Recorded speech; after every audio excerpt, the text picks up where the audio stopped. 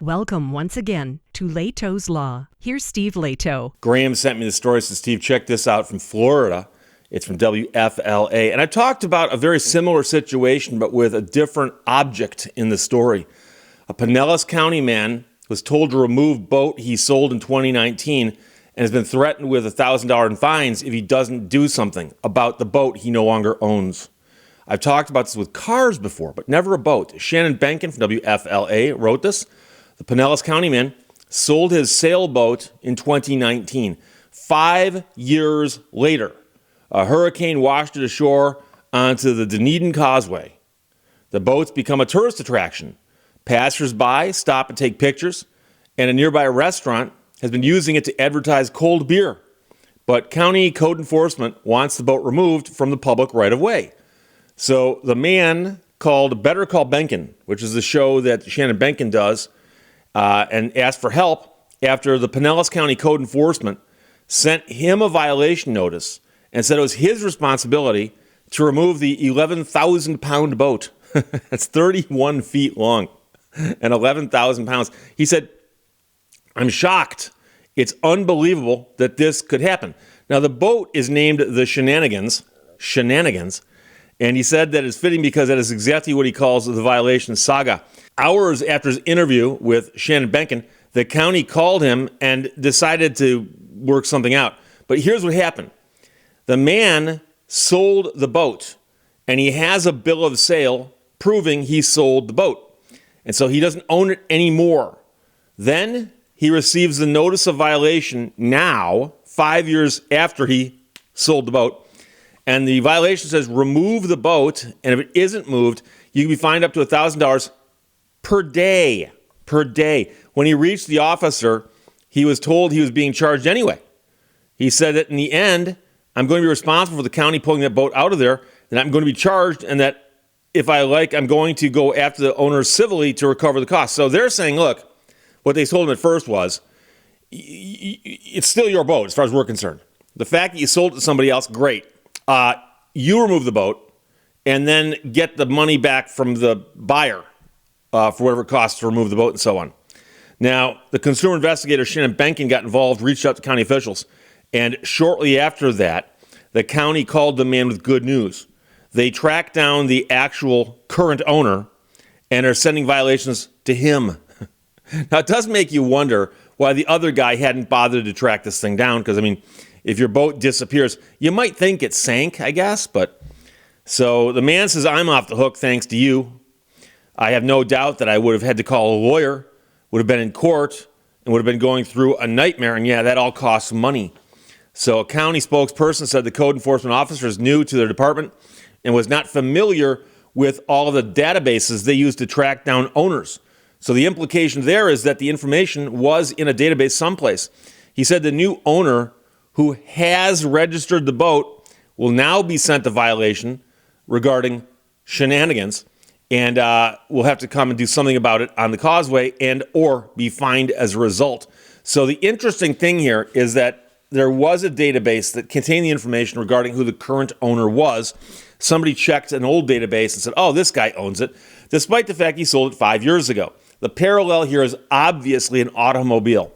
I've talked about this many times on this channel. I've written about it for places like Jalop and roadandtrack.com. And one of the biggest problems that I get phone calls about, although I admit it's getting less and less over time, but I used to get these phone calls all the time where somebody says, hey, Steve, weirdest thing happened.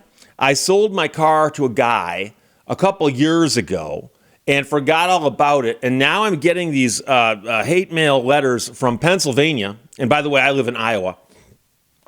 And it turns out that that car I sold is parked illegally and then got towed and now has thousands of dollars of fines against it. Or the vehicle was involved in an accident and the person who's driving it got out and ran away, and they contacted me and said, hey, your car was involved in a hit and run. And you can imagine all the crazy scenarios that could happen, because what often happens is someone will sell a car to somebody and the person will say, okay, I'll take care of the rest. And so I've spoken to people who didn't even have a bill of sale. All they had was some money. Person gave them money, and the seller signs the title and hands the title to the buyer, and the buyer disappears. And so if the buyer doesn't process that title properly, all the important entities out there will think the car is still yours because it's still titled to you. And I've heard of people who did things like got temporary tags and drove it around on that, or drove it around with bad plates. You wish people would do the right thing, but they don't. They don't. So it depends on what state you're in, but there's things you can do to protect yourself. So I know that, like, for instance, in Florida, if you sell a vehicle, the title actually has a portion that you peel off and you send that to the DMV saying, I sold this vehicle, just letting you know. Now, presumably, the buyer is supposed to fill out the rest and apply for a new title. I'm not sure what happens if they don't do that, but you did your part. Because what would keep you from doing that and keeping the car? I don't know. But other places, like in Michigan, what I recommend you do is go with the buyer to the Secretary of State's office, and while you're standing there, have them apply for a new title. And while they're at it, they can register it and get a plate and all that. And I've had people go, oh, yeah, it's too much work. That's too much work. Okay, live dangerously. So what happened here, apparently, the man sold the boat.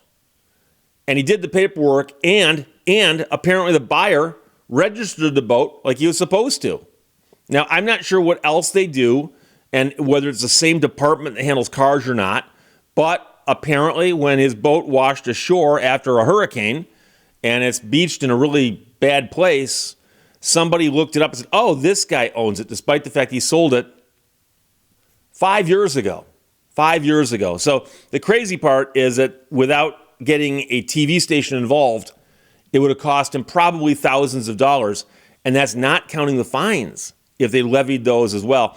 And as you can imagine, when an entity like a municipality or a county or a state levies fines against you, and you go in and try to fight those, it's very, very difficult to get them to go away. And I know some people go, Steve, why is that? That doesn't seem right.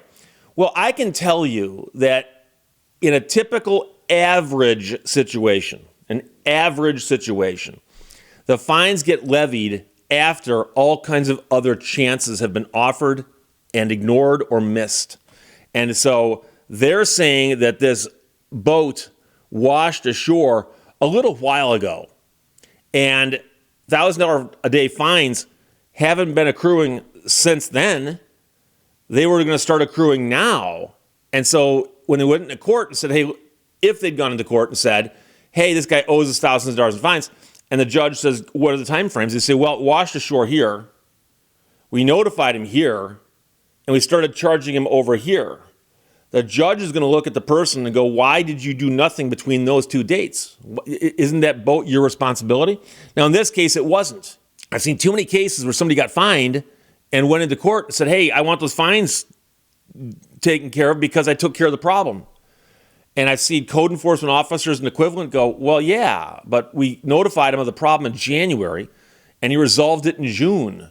And he was told in January that we're going to start fining you. We started fining him in April or May when we saw he wasn't doing anything. Again, I'm talking about typical average situations. Every situation is different. But here, like I said, this just reminds me of the car cases. And it's interesting because it's the first boat case I've encountered. So Graham, thanks for sending that, from WFLA. And Shannon Benkin solved another one. Like I said before, a lot of these problems take somebody with a big spotlight, figuratively speaking.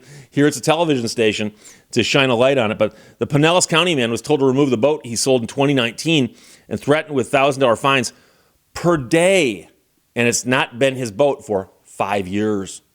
Questions or comments? Put them below. Let's talk to you later. Bye-bye.